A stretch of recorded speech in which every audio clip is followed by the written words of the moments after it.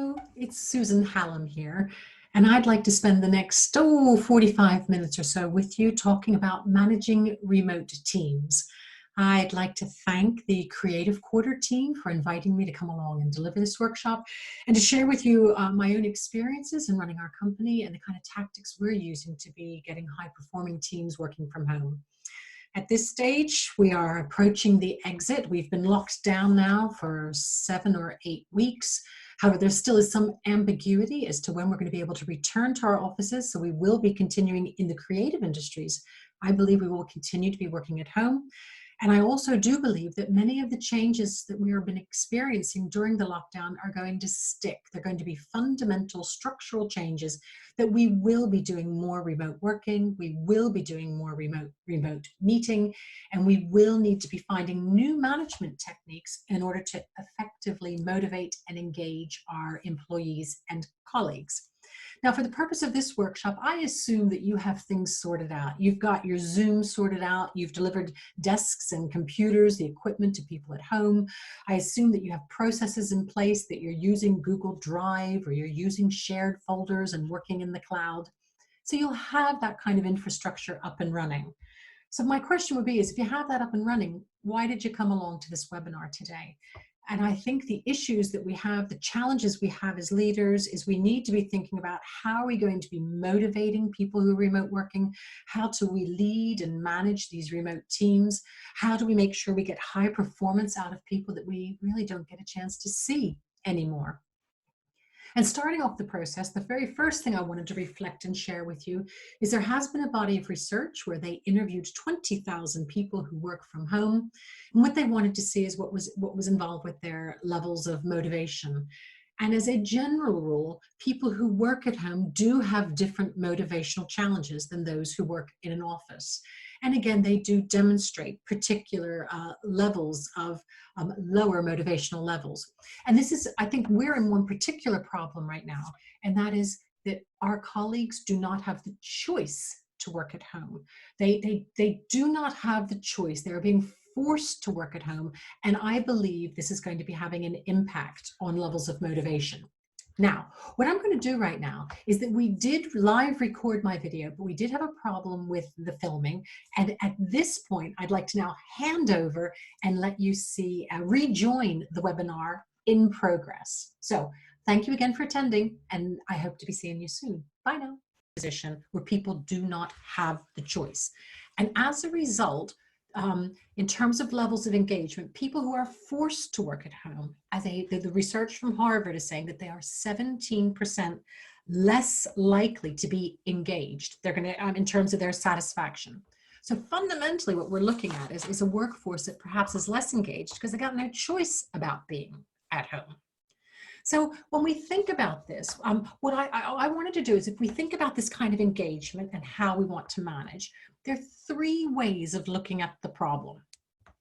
The first way to look at the problem is that we have people physically working remotely. So what we need to think about is you know, I question, are they working as hard? Are they working as efficiently? Or are they messing around at home? And research shows they're not. They are working hard. They are committed. So research shows for many jobs that they are going to be working. I guess the other question would be is, you know, are there distractions at home? Have you guys been involved in Zoom meetings that you can see my kids running around? Or I was involved in a meeting and my husband Mike was in the background watering the plants. So we've got all these distractions going on as well. So the first issue to think about is we have physical considerations of remote working. And the second thing we want to think about are the operational issues. And again, for us, I know as an agency, this is a big hurdle for us to be thinking about. So operational issues means my guys aren't able to talk to each other as easily around the desk or the water cooler like they would normally, or it's harder to find out information because sometimes it's easier just to ask people to find things out. So to have to go through these official channels and go find it on Google Drive makes it harder. I guess the other thing is that for some of us, in terms of operational working, for us with more junior members of staff, there isn't any face-to-face supervision. So we have these physical issues, we have operational issues. But the one I think we need to be thinking about the most are what are called affinity issues. And by the word affinity, what I'm talking about is liking our colleagues, or we understand each other. And I think we have to think about affinity as being addressing the fact that we are one, we are a team, we like working with each other. And what we need to do is, in terms of driving performance, is we have to drive this affinity. Now, affinity, of course, can take many, many different forms. And the problem when people are working at home is, there's nobody to play with. There's nobody to bounce ideas around. And I think loneliness is really a big issue when it comes to managing teams. So one of the things that we might want to be thinking about is, how are we going to be managing teams to encourage communication?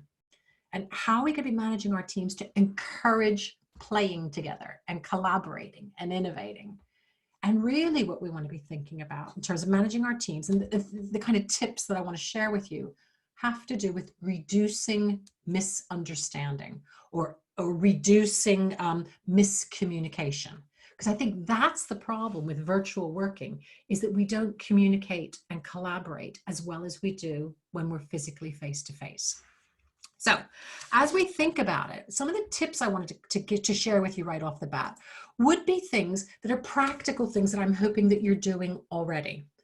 But if you're anything like me, we're what, 6 weeks or 7 weeks into the lockdown now. I think for many of us, what we need to do now is start revisiting these good principles. I think you guys are going to shake your heads and say, yeah, it's a good idea. Yeah, it's a good idea. And I think what I'd like you to do is to take away from this workshop is that you go back and you start revisiting these good principles. So the first good principle, and I know most of you are doing this already, is that we do need a daily structured check-in. And what this will do is either do it singularly with individuals, or we do it as a team. And the purpose is this is a regular, predictable way for us to get together where people can share their questions and share their concerns. And the most important thing about the daily structured check-in is it is top priority and you cannot miss it. I think what we're finding as a company now is people are starting to find reasons not to come to the daily check-in. So we're going to lose that kind of communication and miscommunication benefit. So we've got our daily, in terms of just give me a hands up. How many of you guys are doing daily structured check-ins anyway? Okay, if not, I would put that really high on your list.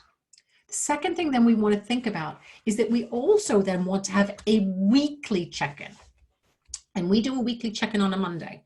Now, the purpose of the weekly check-in is actually for us to all agree what is our common goal.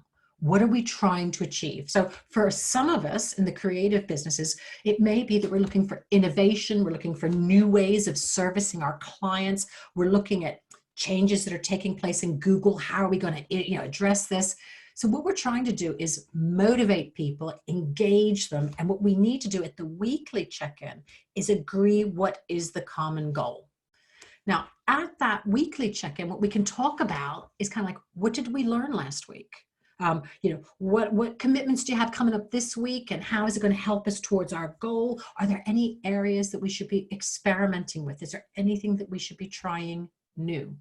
Keep in mind that this check-in is about that affinity again, that we like each other, we enjoy working with each other. So this weekly check-in has as its subtext, we are a team and we like working with each other. Now, what we then do, and I'm hoping you're doing this already, is that during the course of the week from Tuesday, so Monday we've got our check-in, Tuesday to Thursdays, we're doing individual one-to-one meetings that you can then talk to people on an individual basis to help them focus on the challenges. Now, what we're finding here, what we need to be doing at the one-to-ones is we need to be giving challenges that are going to stretch their performance. I think in terms of our business effectiveness and our business efficiency, we might be slipping down to the lowest common denominator. We're just doing enough just to keep the business ticking over. What we now need to be doing is talking to our people. How do we stretch them to continue to innovate? Because our businesses still need to be moving forwards. So what we want to do is to use this time for challenges. Now, the other thing I did want to mention to you, and I know this is going to sound politically correct, and it is, I think as managers, we may have people who are our favorite employees or people we enjoy working with, or there may be people, we have colleagues who are quiet, so they don't really get as much of our attention. So what we need to do as managers is make sure, and I personally have on my wall pictures of everybody to remind me I need to speak to everybody equally, irrespective of, whether, I don't know, whether it be women or minorities or whatever the case may be. Everybody needs to get the same management attention, and there may be unconscious bias that you may or may not be aware of.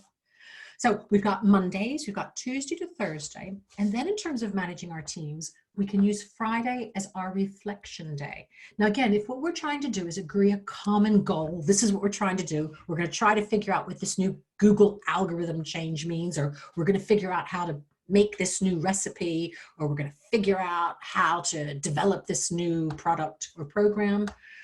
This is a chance to do show and tell. This is a chance for everybody to share. This is what I've been doing.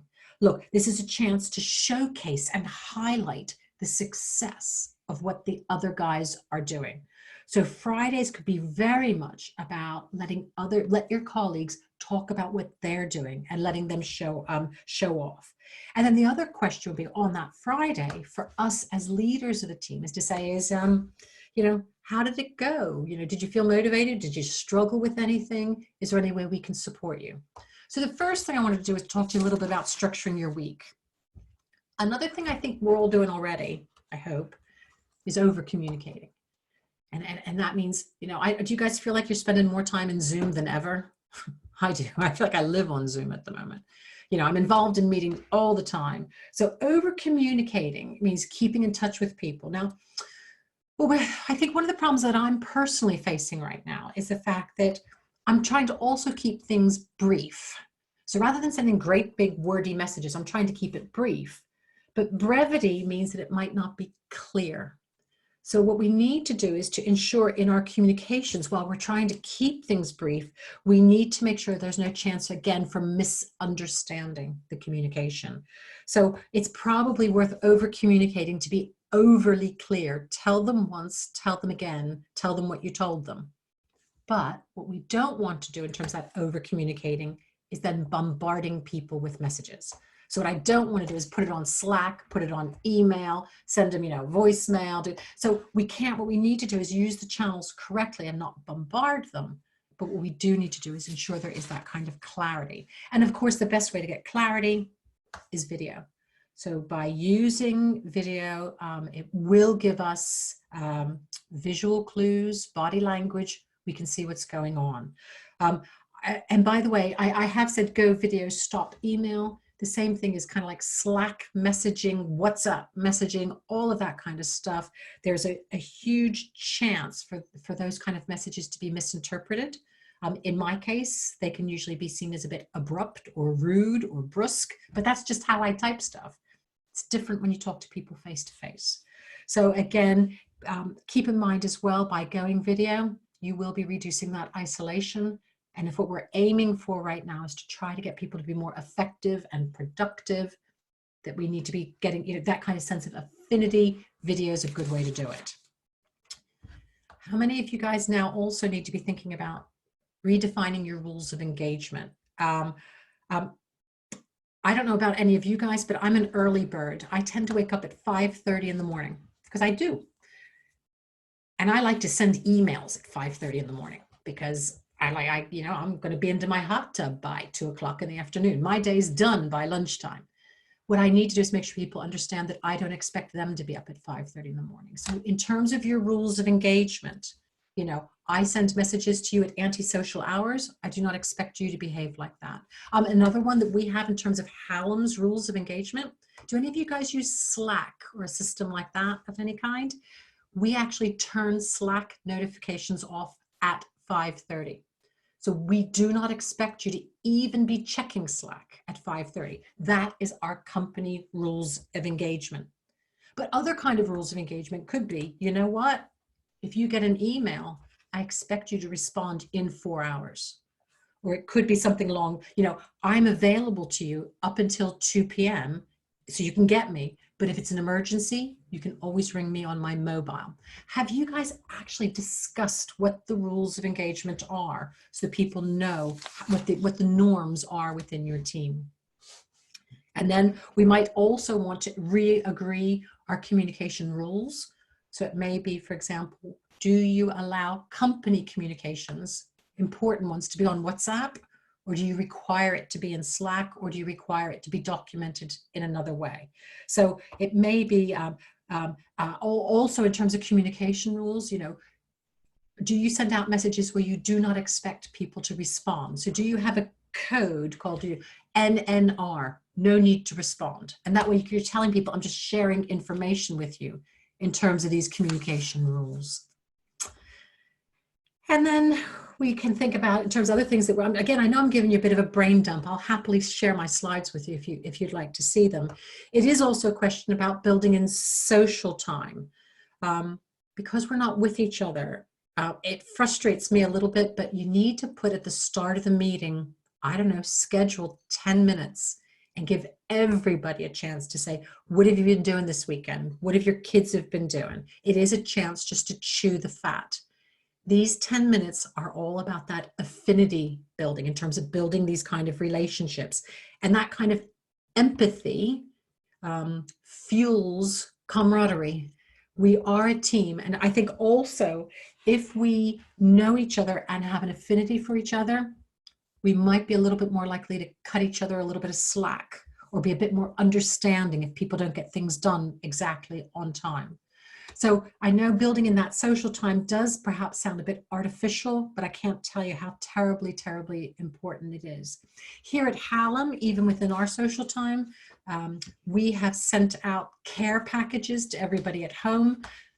Our care package, by the way, included loo roll and McVitie's digestive biscuits. So they don't have to be expensive care packages. They just have to be social, that we're thinking about you. Tomorrow, is anybody from Hallam here? Don't tell anybody, but we're doing our epic trivia quiz tomorrow, and we're turning it into a pizza party. So we're going to be delivering pizza to everybody at home, so when they join the quiz, they can have pizza together. So you need to be thinking, what are you going to be doing to continue to build in this context, these activities, so people are more sensitive to each other's needs. And actually, this, again, I know it sounds a bit deliberate and Machiavellian, but it will make your team more efficient and more productive. Now, in terms of those kind of social things, rituals are very important. Intentional celebrations. And by rituals, we could be talking about birthdays. We're talking about work anniversaries. We're talking about wedding receptions, and actually running these kind of rituals, again, build bonds. And in terms of remote working, are even more important than they are in the physical office place. So we need to be thinking, you know, we've actually had 3 people join Team Hallam during lockdown. So we've been creating rituals about introducing new members to the team. And these guys have never actually been in our office. They've been working home alone this entire time. So it's not what you do that's important. It's the fact that you consistently have these kind of rituals as we go. And of course, the one thing that we could all be doing is, as we're managing our teams, is simply ask the question, how's remote working going for you? How are you feeling? Acknowledge, and if people, and I think the other thing to do is ask the question and then just listen, let them get it off their chest. And after they've had a chance to vent, you're just going to, repeat back to them, this is what I heard you say, that I understand what's going on. And for me, I think the thing you need to think about is to say, I know it's tough. I know it's really hard, but we can handle this. We can do this together. Let's find a way of working on this together. So I don't know if any of you need to put this as a post-it note on your wall, but to remember to ask everybody, how are you feeling about working remotely? So to finish off, I have just a few little personal thoughts that are my own pet peeves.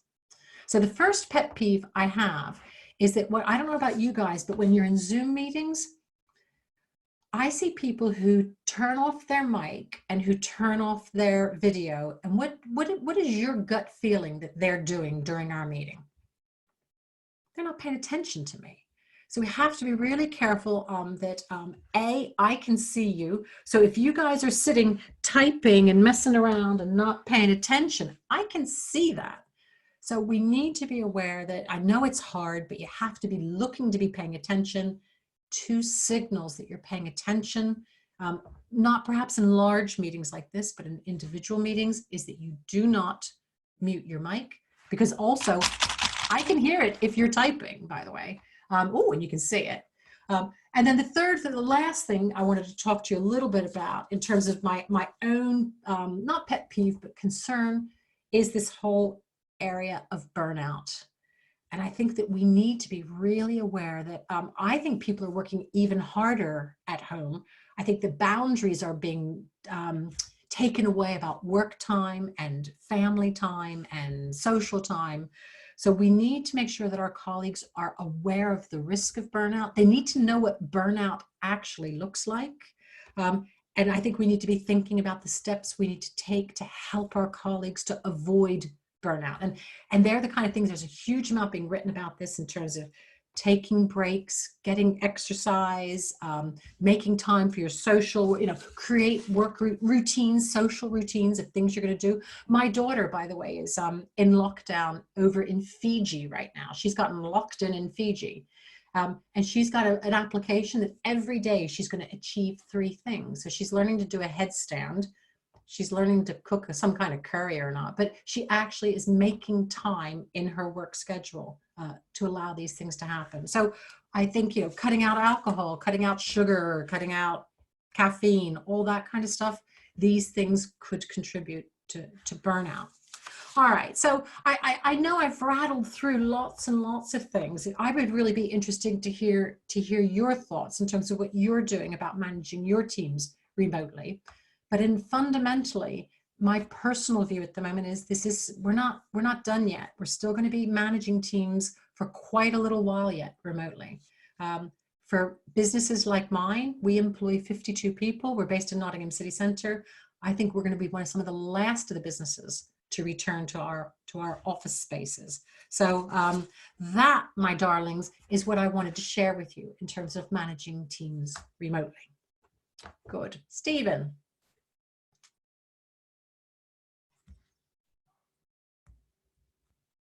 So I think every single person is on mute right now. Does anybody have any questions or comments or things they would like to share? Or want to talk about my new managing director and my new chief executive? We could do that. Susan, I would like to say that I thought that was brilliant. Some of it is reminders of things that I think we like to think that we are doing, but also some of it is, oh yeah, really should be thinking of that as well.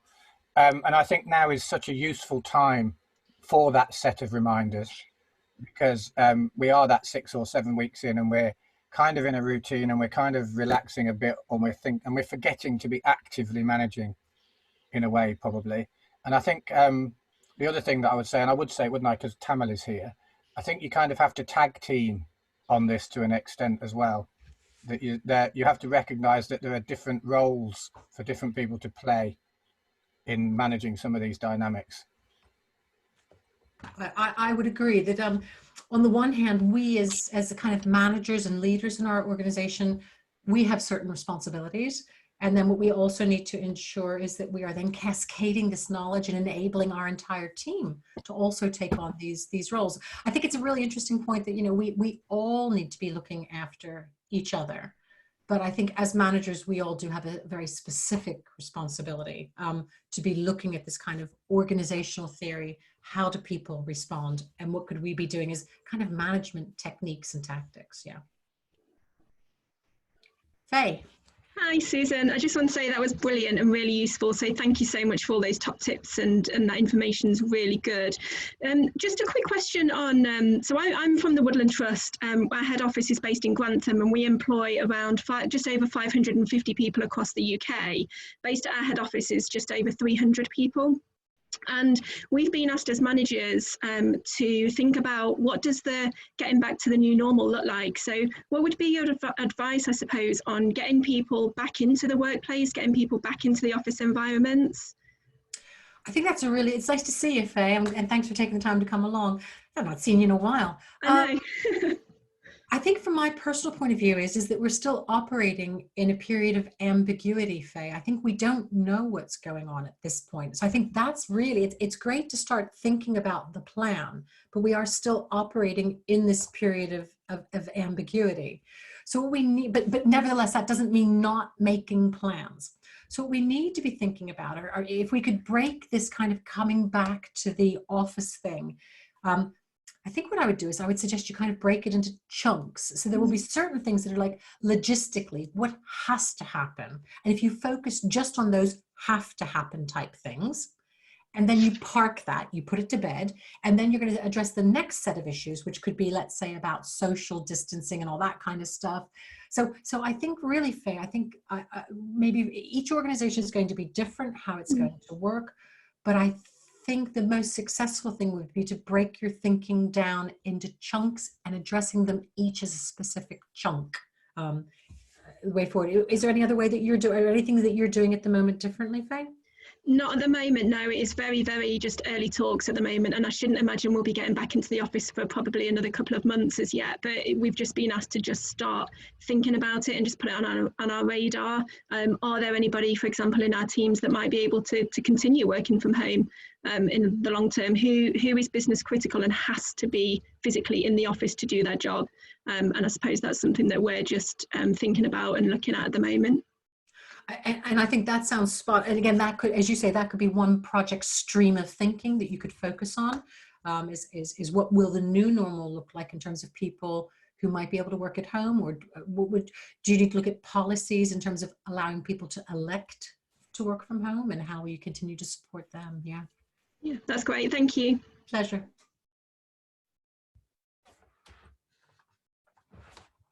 Oh, hey, Alex. Alex has a Hey, Susan, thank you. That was really, really good. Thank you so much for that. My question is more around working with freelancers. So currently it's just me within the organisation. So I run a video production company. We work with different freelancers around Nottingham, and it's more about managing those types of relationships. Have you got any advice around, obviously they're all doing different types of things, and things are changing a lot for them. How do we manage the relationships with them so that when we come back, or during this period, we can kind of continue that strong communication with them and kind of keep them up to date with what we're doing, and they can keep up to date with what they're doing as well. I love it when people ask questions and they end up answering it themselves right in the question. I think, Alex, you've raised really two really important points. The first point is that I think your freelancers are probably busy, in a sense, almost diversifying their own offering right now. So they're probably learning new things. They're maybe thinking of new income streams that they could also be having. So I think what you need to be thinking about, how can you be using these people? How is your own business changing? How is their service offering changing? And then you went straight in there, Alex, and answered the question yourself. And I think the secret for you is to keep in touch with your freelancers. So on a regular basis, it's about pushing information to them. But for you, considering the fact that you're working with in a quite dynamic space, I mean, video at the moment, it's just taking off, isn't it? I mean, you should be coming back to amazing opportunities. We've launched something called Hallam TV, and it's really homemade in Mickey Mouse, but it's been hugely successful. So we might be looking for people to do videos for us. So the question would be is, how do you keep those freelancers close to you pending the return? Do you reckon is that kind of where you think the question was going? Yeah, definitely. I think, it's just making sure that we're, I guess, both fully aware of what each other's doing, because they might make changes, they might have to make certain decisions. So I think it's just, like you said, just keeping that strong communication and making sure that we're fully aware of what each other's doing, really. It is. And as you say, there's fluidity in so many different levels, aren't there? So there's changes taking place in the video space. There's changes taking place in YouTube and Vimeo right now. There's technology changes. I think for you, Alex, the most important thing upon reflection is changing customer expectations. your target market? Do you actually need to be revisiting your whole service offering in light of the fact that your customers are no longer the same people they were, 8 weeks ago? Businesses are changing that quick. Yeah, brilliant. Thank you. Pleasure. Susan, Helen's indicated she'd like to say something, and so has Becky. So, hello, Helen. Hello. So I keep moving around. I was in the sun. You're not complaining because you're in the sun, I hope. I've been in all day, so all morning, so it's fine.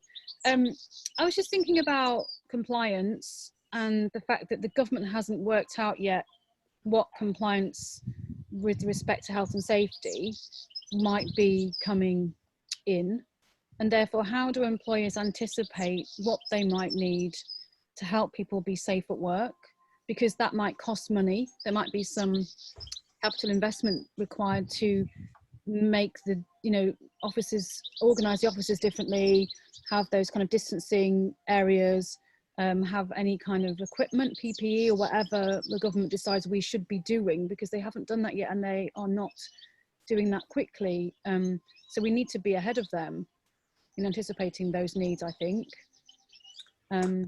without the risk of spending too much money on making certain arrangements that are not necessary. Yeah, and as you say, Helen, I think your question's in two parts. The first part is clearly we are, for those of us with offices, when we welcome our colleagues back, we're going to have to make a safe working environment.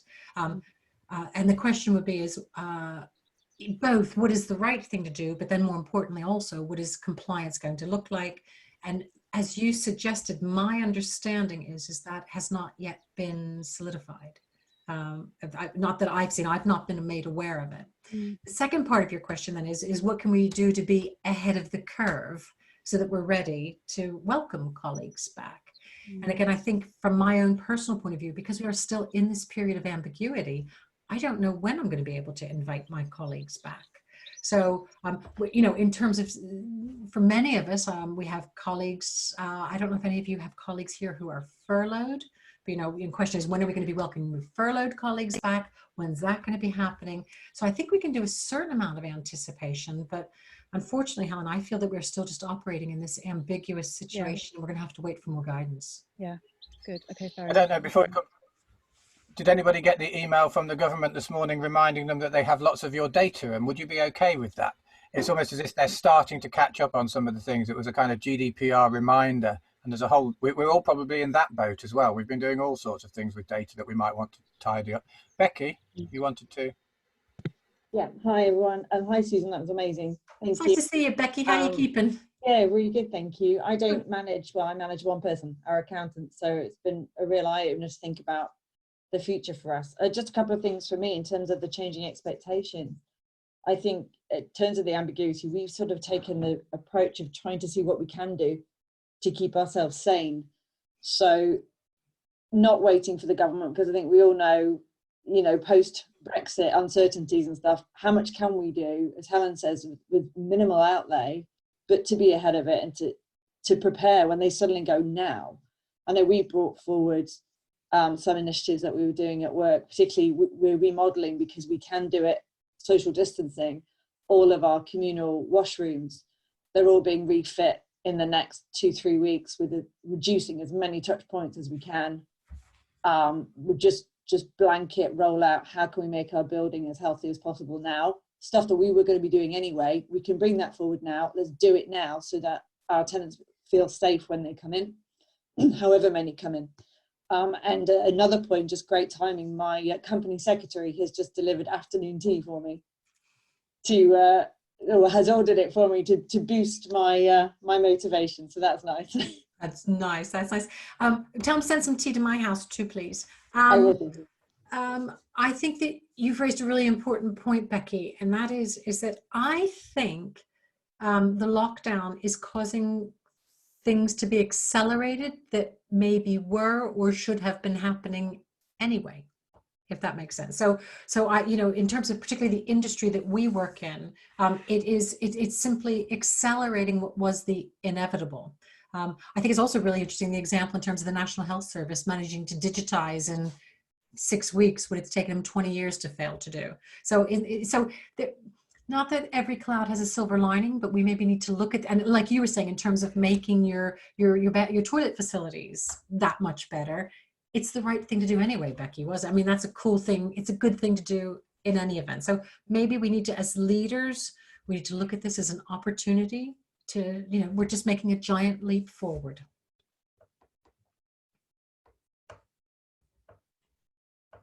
Cool.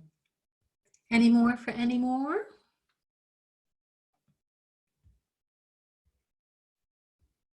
Oh, I'm sorry, Steve. Hi, Steve. Unmute. There we go. There you go. Hi, Steve. Hi, Susan.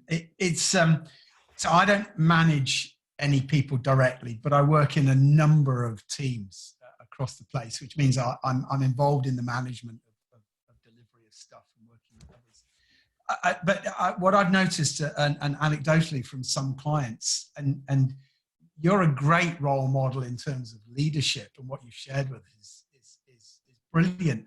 But what I'm finding is that some leaders haven't yet grasped the need for honesty. They haven't grasped a way of dealing with the ambiguity and the uncertainty. So there are voids, and some of this is being attended to, and they have check-ins and what have you, but their teams aren't hearing what the truth is. Now, radical candor is one approach, which is absolutely, we're going to lay it on the line for you. What do you do? I mean, how do you continue to engage a team that's sitting there thinking, I don't know what's going on. This is all very nice, but I just don't know what's going on. Have I got a job? Have we all got any? You know, so I wonder what your thought is there about the leadership of this. Yeah, I think it's really a big. It's really hard, Steve. I think for as well to know what the right thing to do is.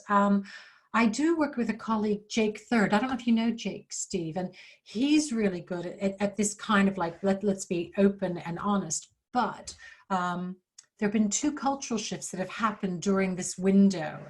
The first thing is that you can only communicate so much at a time. So what we're trying to do is to communicate smaller bite-sized chunks more regularly and more frequently. Does that make sense? So I think to try to come up with a single message at a time. So just trying to communicate more frequently with smaller messages. And I think the other thing, Steve, that we're having a cultural exercise with is the fact that we're trying to create this kind of collaborative community. But, you know, when it comes to a crisis, in some respects, colleagues do just want the security of knowing, of being told what's going on. So we're constantly kind of balance. How much are we being directive and telling them this is what's going on and this is what we're going to do about it? And how much is it? How do you feel about it? And what do you think we should be doing? But I do know that, as I mentioned, Steve, I don't know if you picked up, but we do have a new managing director, Jake. And I know when he spoke to the guys, the number one thing that he promised them was to be honest with them. So I think it's a very interesting question that you ask.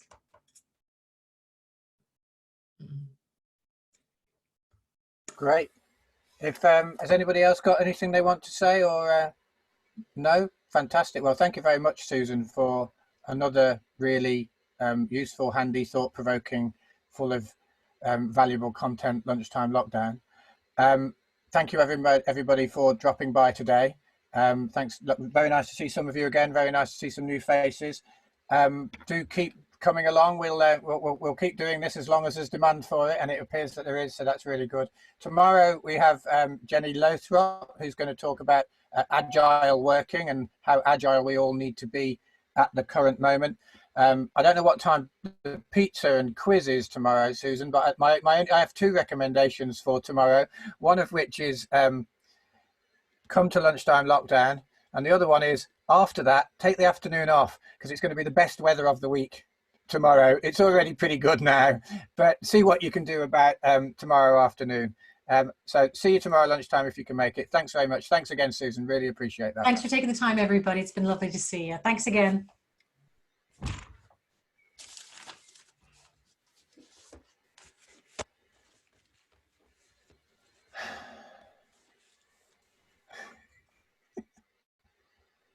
Fantastic. Nice. This is, Ben Welch says this is his favourite bit. He likes sitting here to watch everybody disappear, and then you work out who it is who's actually unable to remove themselves. So, you know, you kick them out. What are you doing, Becky? Are you I staying for a shall chat? remove. No, I can stay for a chat. I don't eat all of my sandwiches straight away. I'll give you a shout in a bit, yeah? Yeah, no, that'd be cool. I just have my face. Will do. Don't go anywhere. Nice to see you, Becky. Take care. Lovely to see you. Bye. Cheers. Good. All right. So what did you have? Maybe 16? How many folk did you have online? I didn't watch. There were 17 in the room at one point. That's good. Yeah, Is that nice. typical or? Yeah, we've had a couple where we've gone into the 30s, which were about a specific topic, that culture one and whatever. That's the kind of thing we get. It's actually there were a bunch of the regulars who weren't there today. Mm-hmm. But so I think we're in the 130s, 140s in terms of individuals who've been coming through the sessions. That's good. Some people, Helen's there a lot. Ben Rawson's there just about every day. There are some people who are using it as it's the thing that separates the rest of their day. Yeah. And I think that's, I got a really nice LinkedIn comment from somebody who I didn't know, who'd never been to any of the sessions, saying these are the kind of things that we need. And it's that persistence. You just have to keep providing that space. And some of the content, like yours, has been fantastic. It's really good. Thank you. That's very kind. Yeah. You never know. The lady on Frances Brown on Monday, who I don't know. Do you know her? No, I don't think so. Where's he from? Where's she from? Fowler, design research. And it was all about challenging assumption or not making the wrong assumptions and a kind of critical thinking without calling it critical thinking. And she spoke for about half an hour and it was all really brilliant. And so there's a real kind She came to Expo originally. That's where I originally met her. Mm-hmm. Oh, so there's a definite quality over quantity part of it. And I quite like that about it, that it's something where people can engage. The webinar ones, you don't know who's there. You don't know. There's no connection in the webinar ones to me. I prefer it when everybody's on a single screen and there's a bit of we know who they are. I quite like that. But that was really good. The first one that I did a while back, I made the mistake of turning the recording off when the Q&A started, and actually the Q&A was the best part. Oh, right. So my recording, I've missed the best